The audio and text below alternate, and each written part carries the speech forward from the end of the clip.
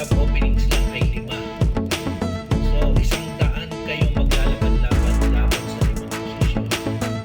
So ibig sabihin yung 5 matatanggap ay yun yung pinakamagagaling na nasa top 5 ng out of 100. Ganyan po ang sitwasyon ngayon sa ating bansa. So sa sobrang konti ng mga trabaho, napakarami ng mga aplikante, hindi maiiwasan ang taasan ng qualification. At dyan ay nagkakaroon ng advantage o advantage ang mga employer para babaan naman nila ang kanilang offer. So ibig sabihin, syempre hindi kakagatin ng iba yung mababang sweldo, pero dun sa iba na talagang die hard para magkatrabaho, kahit ano na lang sweldo, kahit mababa, kakagatin na rin nila. Ito rin po yung nagsasanit bakit maraming mga Pilipino ang nag-a-abroad na lang kasi napakalaki po ng sahod sa abroad. Kung ikaw ay magpapamilya at hindi na ubra yung mababang sweldo kasi kung pang isang tao lang ang rate, hindi mo kayang bumuhay ng pamilya. At kung ikaw man ay magkatrabaho at ganun pinutos mo yung mga ganun kababang sweldo, sasuffer ka at laki mo ng pamilya mo. Yun ang tinatawag na babagsak ka sa below poverty line. So totoo po nangyayari yan na yung mga trabaho dito sa Pilipinas ay good for single people, sa mga walang asawa. Kasi pagkakababa sa panahon ngayon, pagka 30,000 ang sweldo mo sa mga walang kung ang lifestyle mo ay middle class, ang sahod ng 30,000 is just for month.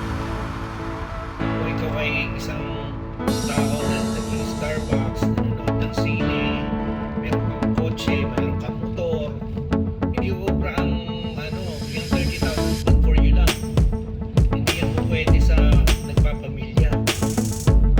Kung ikaw man ay magpapamilya at pagkakasyahin mo ang 30,000, ikakat mo lahat ng other expenditures.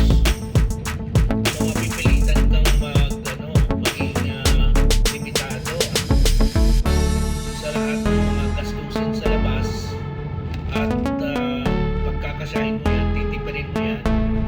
At yan po ang karaniwang nangyayari dito sa ating bansa. Kaya napipilitan po talaga dumarami ang mga nag-a-apply ng trabaho sa abroad kasi hindi na kaya. Yan po. So ang pinakapunto ng vlog na ito is ano ang tugon natin sa tumataas na kompetisyon laban sa mga kakaunting oportunidad dito sa ating bansa. So ang laban mo po ay paunlarin ang sarili mo. Mag-aaral ka ng mga bagong kakayanan, bagong skill set. Matuto kang mag-adjust sa mga trabaho na high demand, sa mga trabaho na high demand. So ibig sabihin yung mga kinakailangan sa market. At handa kang mag-retool, handa kang mag-aral ulit o maging flexible na baguhin ang karera mo. Parang ganito yan kung ikaw ay isang tao na let's say mga old-fashioned, magaling ka mag-encode, magaling ka mag-type. So sa panahon ngayon, meron ng tinatawag na AI, artificial intelligence. So yung mga encoder, pinapalitan na sila ng mga robot. So panahon na para ikaw ay magpalit na ng career. So hindi na yung encoder ang target mo. Mag-aaral ka na ng virtual assistants, mga iba-ibang klase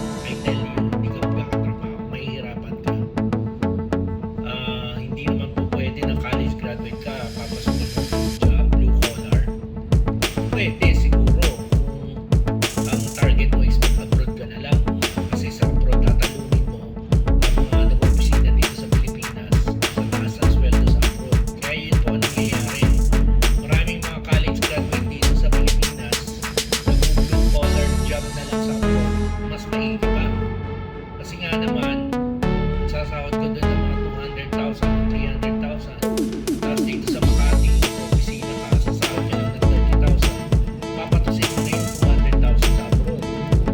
Makakabuhay ka na ng pamilya. Eh dito sa Pilipinas, hindi eh.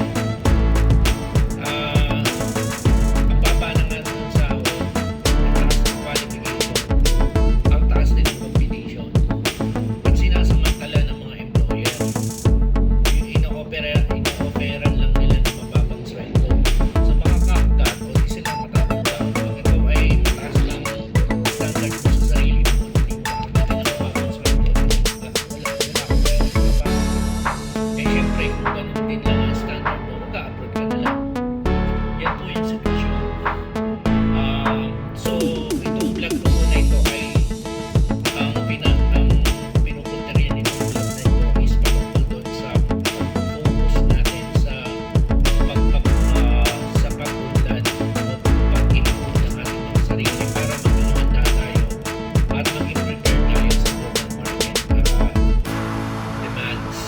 Kasi ang global market, kung ano ang may mataas na demand for job opportunities, ikaw ang mag-a-adjust. Yan po. So I hope meron po kayong kaunting natutunan dito sa aking naibahagi sa ngayon. At marami pa po tayong pag-uusapan sa mga susunod na vlog. Salamat po sa inyong panonood.